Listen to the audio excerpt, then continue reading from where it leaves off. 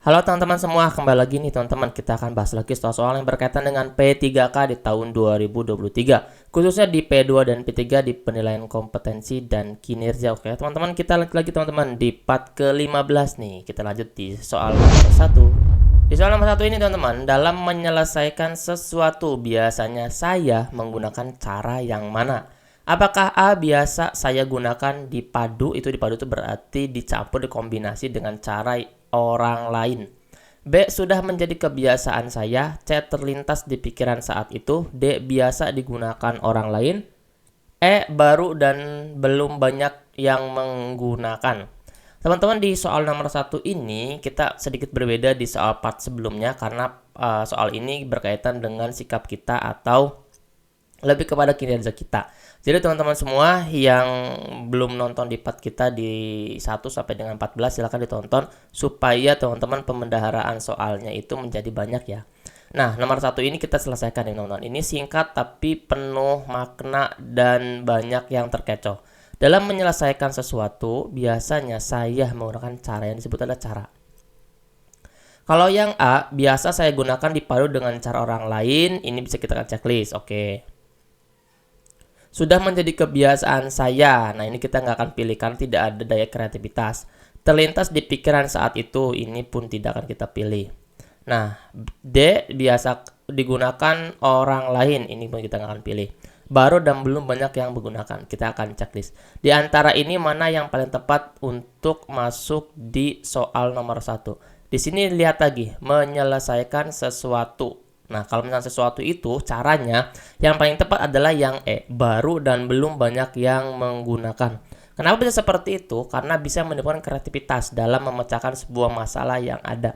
Jadi kita harus dipacu atau misalkan diberikan untuk selalu inovatif dan berkualitas dengan menggunakan cara-cara yang terbaru. Kalau misalkan di dalam opsinya itu memecahkan masalah dengan bantuan orang lain gitu, misalkan ada bantuan orang lain. Nah, karena di soalnya itu biasanya clue-nya itu ada kalimat baru dimutasikan dengan pekerjaan yang belum diketahui. Nah, itu bisa dipilih dengan bantuan orang lain. Jadi kita bisa beda opsi kalau misalkan soalnya pun berbeda. Sedikit saja berbeda, maka opsinya pun bisa jadi berbeda. Jadi teman-teman harus dibaca lagi soalnya sehingga teman-teman benar-benar bisa menentukan mana opsi yang paling bisa kita pilih atau mempunyai bobot nilai yang paling tinggi daripada yang lain. Maka kalau bobot nilai paling tinggi itu biasanya dia adalah kunci jawabannya. Kita lanjut teman ya di soal nomor 2. Saya berhasil mengatasi tantangan terutama karena saya apa? A. Nasib baik ada di tangan saya. Jelas ini kita nggak akan pilih teman-teman. Ini nggak ada bantu ikhtiarnya ya.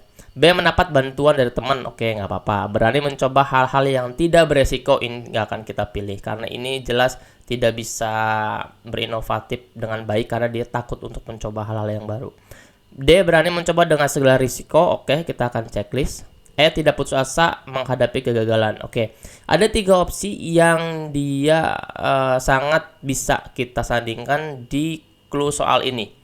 Jadi soalnya sih pendek tapi optionnya itu sangat berdekatan. Ini yang membuat kita biasanya bingung di dalam sebuah tes atau ujian teman-teman semua.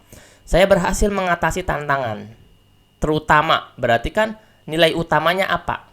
Ya kan? Terutama karena apa? Apa kemampuan utamanya? Kemampuan utamanya apa sehingga tantangan ini bisa teratasi? Seperti itu kan baca soalnya teman-teman. Kalau mendapatkan bantuan dari teman berarti kan kita akan ketergantungan teman-teman. Jadi kita nggak akan pilih ini.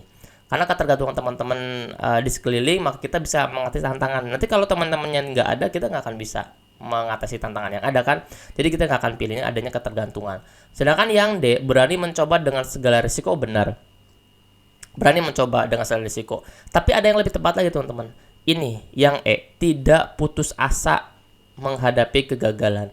Jadi setiap pekerjaan pastinya akan menghadapi sebuah kegagalan atau kebuntuan. Apa cara mengatasinya? Bagaimana cara mengatasinya ketika itu datang? Berarti tidak putus asa. Karena tidak putus asa pun selalu bersanding dengan berani mencoba. Berani mencoba terus karena apa berani mencoba itu? Karena dia punya sikap tidak putus asa. Jadi punya sikap tidak putus asa, dia berani mencoba segala risiko dalam menghadapi sebuah tantangan yang ada di dalam dunia kerja. Seperti itu teman-teman. Jadi paling tepat adalah yang E. Tidak mudah putus asa adalah cerminan seorang ASN yang tidak mudah menyerah saat kita bekerja. Sehingga kita mempunyai sikap pekerja keras dalam sebuah tantangan pekerjaan yang ada di kantor kita. Seperti itu teman ya. Jadi bacanya tuh benar-benar sedikit sih kalimatnya, cuman memang opsinya biasanya ya berdekatan seperti itu. Kita lanjut nih teman-teman di soal nomor 3 ya. Telah terjadi kesalahpahaman antara saya dan teman sekantor. Maka saya bagaimana nih? Apakah A mengabaikan karena masalah kecil? Ini jelas kita nggak akan pilih teman-teman, karena tidak boleh mengabaikan walaupun dia masalah yang kecil. Berusaha mencari informasi permasalahan yang sebenarnya dan berusaha menyelesaikannya. Ini udah pasti teman-teman ini yang B. Karena dia ada pada full pemecahan dan full action. Karena apa? Berusaha mencari informasi dulu. Seorang ASN harus mencari informasi dulu yang akurat, tidak hoax. Informasi telah diterima, maka berusaha untuk menyelesaikannya. Bagaimana caranya untuk menyelesaikannya. Jadi yang tepat adalah yang B. Kita coba yang C dulu teman-teman. Tidak peduli, ini kita nggak akan pilih. Biar saja, asal tidak mengganggu pekerjaan, ini tidak, ini pembiaran. Merasa takut akan kehilangan teman, ini kita akan delete. Karena kita harus cari informasi, karena kesalahpahaman itu adalah adanya miskomunikasi. Informasi A dan B tidak sinkron, maka harus dicari akar masalahnya apa. Kemudian ketika sudah ada akar masalahnya, baru kita selesaikan. Gitu cara untuk menguraikan jawaban dari soal yang ada ya teman-teman ya. Tidak mudah terprovokasi dengan berita hoax dan selalu mencari info yang akurat sebagai cerminan sikap seorang ASN. Kita lanjut teman-teman di soal nomor 4 ya. Dalam menyelesaikan tugas yang diberikan kepada saya bagaimana? Apakah A selalu mencari alternatif lain agar tidak mengambil keputusan sendiri? B. Tidak berani mengambil keputusan sendiri. C. Selalu menunggu keputusan pimpinan. D. Berani mengambil keputusan karena tugas tersebut telah diberikan kepada saya. E. Menyadari bahwa keputusan pimpinan diperlukan jika keputusan tersebut di luar wewenang saya. Jadi soal nomor 4 ini sebenarnya simpel teman-teman. Tapi kalau kita tidak tahu unsur yang ada di dalamnya, ini akan kita keseleo dengan opsi-opsi yang memang bukan dari jawaban aslinya. Coba lihat teman-teman, kita bongkar yang nomor 4 ya. Di sini menyelesaikan tugas yang diberikan kepada saya. Ini clue-nya teman-teman. Diberikan kepada saya.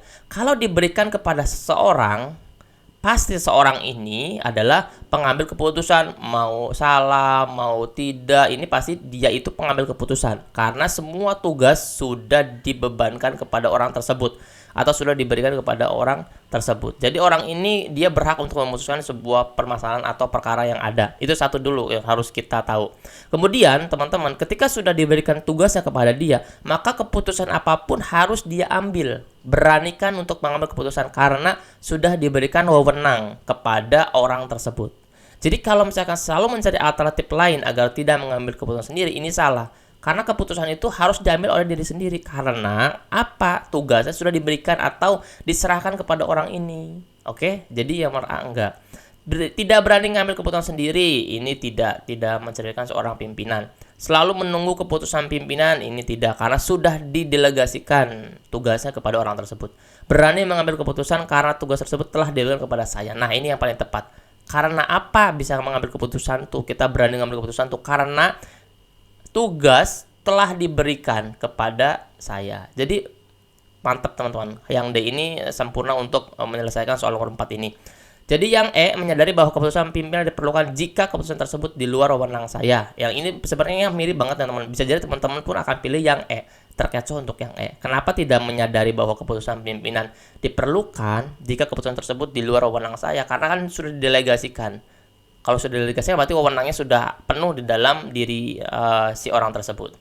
Jadi yang paling tepat adalah yang D teman-teman. Clue dalam soal adalah tugas dan wewenang sudah diberikan kepada saya, maka keputusan sebagai tanggung jawab mutlak ya teman-teman, seorang yang diberikan kepada kita semua kita teman-teman. Oke. Nah, teman-teman yang nomor 4 ini memang sedikit mengecoh, jadi teman-teman harus bisa menyeleksi mana opsi yang berkaitan dengan soal tersebut. Untuk teman-teman yang belum daftar kelas belajar P3K Guru tahun 2023, silakan teman-teman chat di WA Mintera ya teman-teman ya.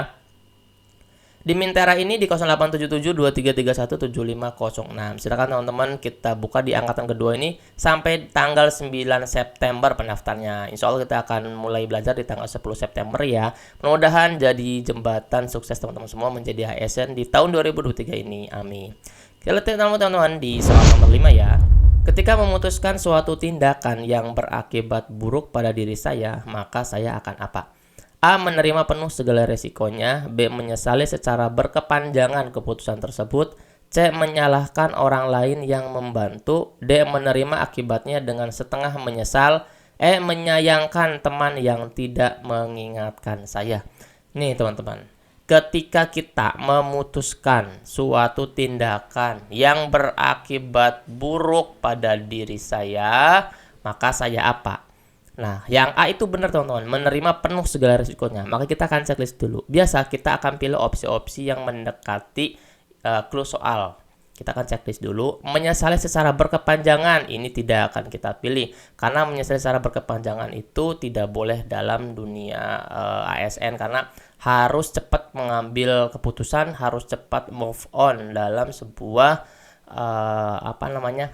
akibat buruknya kita teman-teman. Yang C, menyalahkan orang lain, apalagi ini menyalahkan, tidak akan kita pilih. Menerima akibatnya dengan setengah menyesal. Menerima akibatnya dengan setengah menyesal. Kok setengah ya teman-teman ya? Kita akan delete. Menyayangkan teman yang tidak mengingatkan saya. Ini kita akan delete. Jadi jawaban yang paling tepat adalah A, menerima penuh segala risikonya teman-teman. Resiko dan tantangan sebagai satu paket dalam bekerja. Keputusan yang kita buat mengandung resiko dan tanggung jawab untuk diselesaikan setiap individu. Jadi yang paling tepat adalah A. Jadi kita terima dulu segala resikonya. Karena apa? Karena kita yang memutuskan. Berakibat buruk berarti ada ilmu yang belum kita implementasikan atau ketidaktahuan kita menjadi sebuah akhir yang buruk. Tapi it's okay karena kita yang memutuskan, berarti kita harus tanggung jawab. Berarti kita harus menerima penuh tanpa menyalahkan orang lain, tanpa menyesali sesuatu dengan secara berkepanjangan. Oke, terima kasih teman-teman. Kita lanjut lagi nanti di part selanjutnya. Mudah-mudahan teman-teman bisa lulus di ASN tahun 2023 ini. Teman-teman jangan lupa like, subscribe, dan bagikan ini ke grup teman-teman semua. Semoga yang membagikan menjadi amal jariah untuk kita semua, dan yang membagikan dan menonton lulus semuanya jadi ASN tahun 2023 ini. Dadah.